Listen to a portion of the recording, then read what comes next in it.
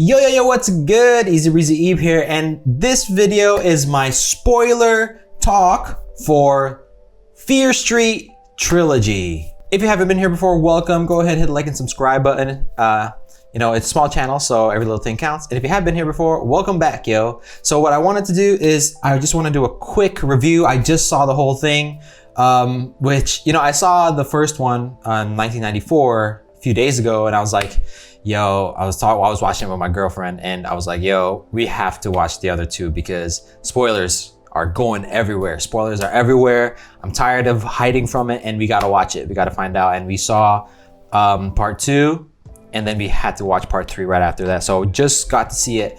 I want to do a quick just shout out to the cast and crew really quick, and then I want to talk about just what I think the sort of underlying meaning for the whole trilogy, like the whole sort of dichotomy of Shady Side and Sunnyville, and why it's very important that the, spoiler alert, the antagonist here is a police officer and her brother who's a mayor, and what that means between the socioeconomic systems of Shadyville and Shady Side and Sunnyville. I just wanted to do a quick little deep dive and sort of pose the question to you guys about that.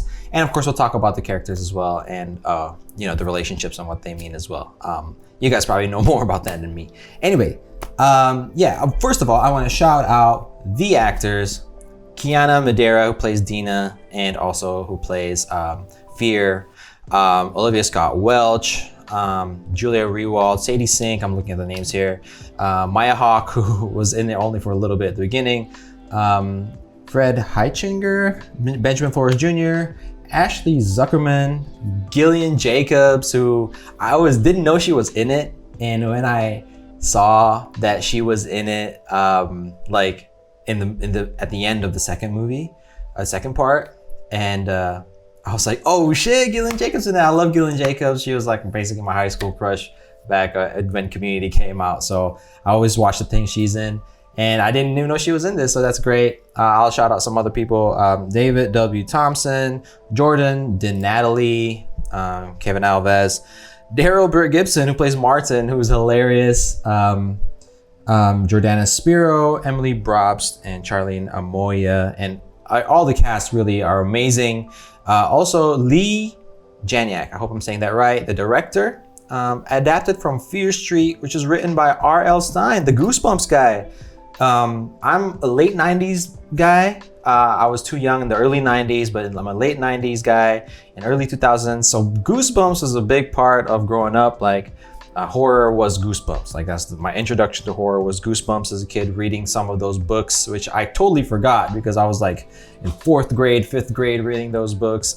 So love Goosebumps. Didn't like the movie though. I think I was too old for that. But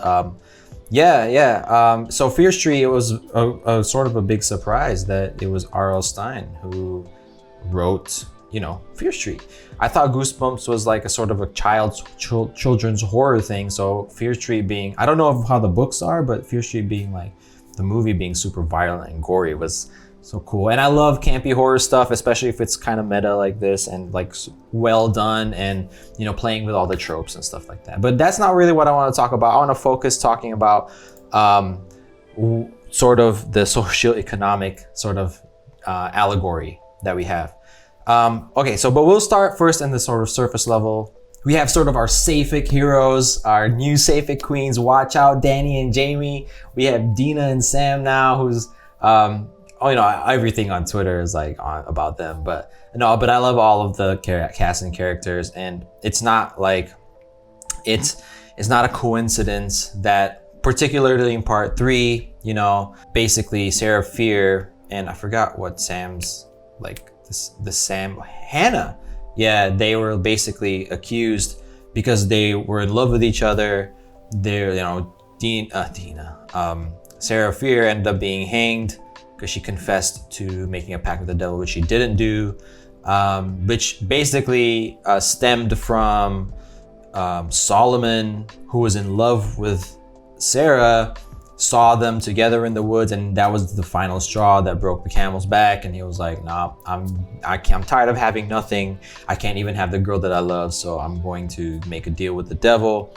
And basically started the whole curse. And it's no coincidence that gender norms and men-women relationships not happening, because remember, we also had another relationship that didn't happen, was Nick Good, right? His name, Nick, and Ziggy, when, you know, they were sort of together, and that didn't happen.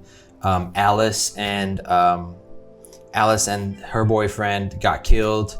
Of course, what's Ziggy's sister's name? Not Cindy? Yeah, Cindy and Tom, again, didn't happen. Dina's brother and the cheerleader girl didn't happen. So all of the straight relationships, they all die, basically. It's also not a coincidence that you know, this whole show is centered around basically a curse that happened, that was started apparently by witches during the Pilgrims era in 1666. But you know, when you find out what actually happens, the witches were actually a lineage of men, right? So this whole time, the witches were actually men, right? And this brings us to Solomon and his sort of role, and his family's role, the good is evil, their sort of role in this dichotomy of shady side and Sunnyville. So what I wanted to say is, you know, just quickly, that the evil sorcerers, I guess, the evil wizards here, well, the people who made the pact with the devil is the Solomon's lineage, which is the good, and they basically are a lineage of mayors of the town, and also a lineage of sheriffs. They, I guess you can say, control the system of Shadyville and Sunnyvale.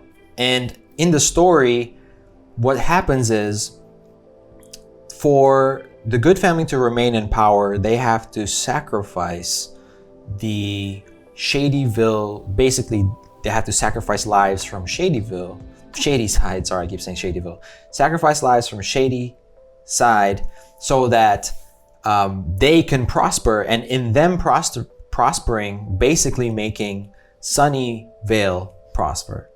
Okay, but I think this is also sort of an allegory that, you know, in like we see in the real world as well, where we have the working class and the lower middle class sort of doing these jobs for a long time, since the 1960s. Working class productivity has gone up, has doubled, tripled, but wages, you know, don't follow the productivity of the working class. Instead, all of that extra productivity that's been forced upon the lower and working class, the lower class and the middle class, all of that extra productivity, and which in turn becomes profit, has basically been siphoned off to the upper class and the you know, the elites.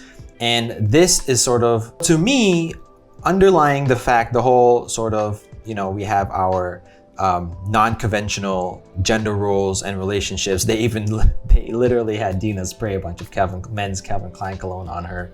And, you know, so, you know, that part is obvious, and I don't really want to talk about that, but there's an underlying message, another underlying allegory that's going on here behind the scenes, where, you know, basically Shadyvale is reaping, you know, their success is being reaped from the sacrifices. In the show portrays it as literal blood sacrifices that comes from the lower and middle class community in Shadyside.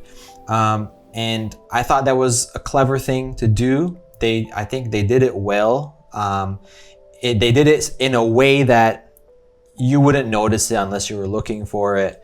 Because it wasn't explicitly said, but it's not a coincidence that our antagonist here is the Solomon, the good lineage, which is being head by a generation of mayors and sheriffs, men who represent the system, right? They represent the system. Because remember, even though we're supposed to look at these two towns as two separate towns, but remember, in the beginning, it's one big town. It's a union. It's basically one big area that have sort of been segregated by economic status. So I just wanted to point that out. I know maybe I'm not articulating it as well as I would hope. I just saw the movie, but I'm gonna keep it under 10 minutes here. I just wanted to pose that question to you. What did you like most about Fear Street? Who were your favorite characters? What do you think about the underlying allegory that that I sort of noticed? And what did you think was a more sad moment? The ending of part 1 or the ending of part 2? Which one got you more? I feel like I thought that the ending of part 2, was devastating. When we had Ziggy and Cindy get murked by the ghouls, I don't know what you call them, by the monsters. That shit was nuts. I almost forgot that Ziggy was supposed to get resurrected. I figured out that, I think it was supposed to be a twist. They said Ziggy, but her sister's name is Cindy, also starts with a C. It was supposed to be a twist, but I figured that Ziggy was Gillian Jacobs, because one, the red hair kind of threw it off, like kind of signaled it. So at the beginning, I always thought of Ziggy as being her, even though I wasn't supposed to. But then I sort of confused myself. I was like, oh wait, her name is Ziggy. But then when she had the nosebleed and the visions, it sort of confirmed it. Yeah. Anyway, I digress. Yeah, what do you guys think? If you're still here, thanks for watching. And I will have the Apocalypse Now reaction out sometime next week. It's a long movie, so that one will take some time. Anyway, remember, until the next video, easy does it.